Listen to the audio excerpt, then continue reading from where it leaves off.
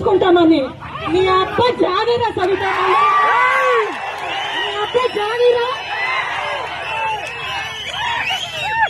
నీకే స్వంత తల్లికే ద్రోహం చేసి సర్జరీ పెట్టి మీ నాన్న ఆస్తిని లాక్కొని ప్రయత్నం చేశావు. స్వంత తల్లికి అన్నం పెట్టలేదు, నువ్వు ఒక అన్నపూర్ణ క్యాంటీన్ పెడతావా? నిన్ను నమ్మి వచ్చిన వాళ్ళందరూ కూడా దగా చేసి నట్టేట ముంచినావు. ఇదే పెనుగొండలో ప్రతి బాటిల్ పైన 10 రూపాయలు తింటున్నావు, తాగుతున్నావు. సిగ్గులేదు నీకు? సిగ్గులేదా నీకు? పర్మిట్ లో, నాన్ పర్మిట్ లో బెల్ట్ షాపులు ఏరైపోతున్నాయి. దీని గురించి మాట్లాడంటే జగన్మోహన్ రెడ్డి గారిని అంటావా నువ్వు? ఎవరు నువ్వు అనేకి? నీ అర్హత ఏమి?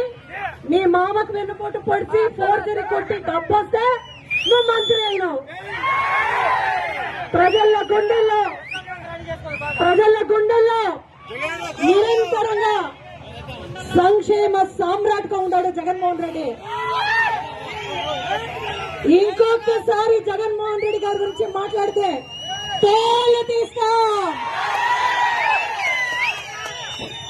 ఇది గుర్తు పెట్టుకోండి అని మీ అందరినీ కూడా చెప్తున్నాం. వైఎస్ఆర్సీపీ అంటే నీతి నిజాయితీ. మా జగన్మోహన్ రెడ్డి గారు రోడ్ వేస్తే సిగ్గు లేకుండా నువ్వు ఫ్లెక్సీలు వేయించుకుంటావా?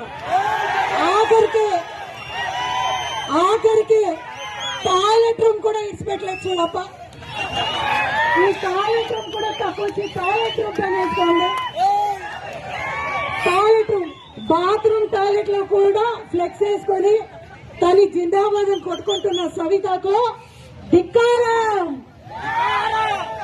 అనా జగన్మోహన్ రెడ్డి గారు సింగిల్ గా వచ్చాడు. ఈవీఎంలో మమ్మల్ని ఓడించొచ్చు. ఈవీఎం ద్వారా మనం ఓడిపోయినాం. జనం ఓడించలేదు. జనాల గుండెల నర నాడిలో జగన్ ఉన్నాడు. మీ ప్రతి సుఖంలో ఉన్నాను. ఈ పెనుగొండలో మళ్ళా, పెనుగొండ కోట పైన మళ్ళా డెఫినెట్ గా వైఎస్ఆర్సీపీ జెండా ఎగరేస్తుంది. చాలా మంది విలేకరు సహోదరులు, చాలా మంది విలేకరులు, ఆమెకి భయపడే విలేకరులు, నేను మాట్లాడింది చూపించండి, చూపించి అడగండి.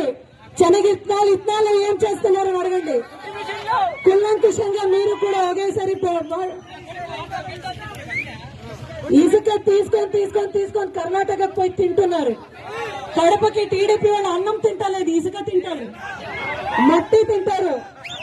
మెడికల్ కాలేజ్ కూడా భారీ ఎత్తున మల్లారెడ్డి గారి రాష్ట్రానికి మళ్ళీ ముఖ్యమంత్రి అవుతాడు. ఈవీఎంతో గెలిచిన ఈ మంత్రులు, ఈ ఎమ్మెల్యేలు ఎల్ల కాలానికి కూడా వాళ్ళ దౌర్జన్యం సాగదు. మా లాంటి వైఎస్ఆర్సీపీ వాళ్ళు అపోజిషన్ లో ఉండే వరకు, ప్రజలకు మంచిది జరిగే వరకు పోరాడతాం.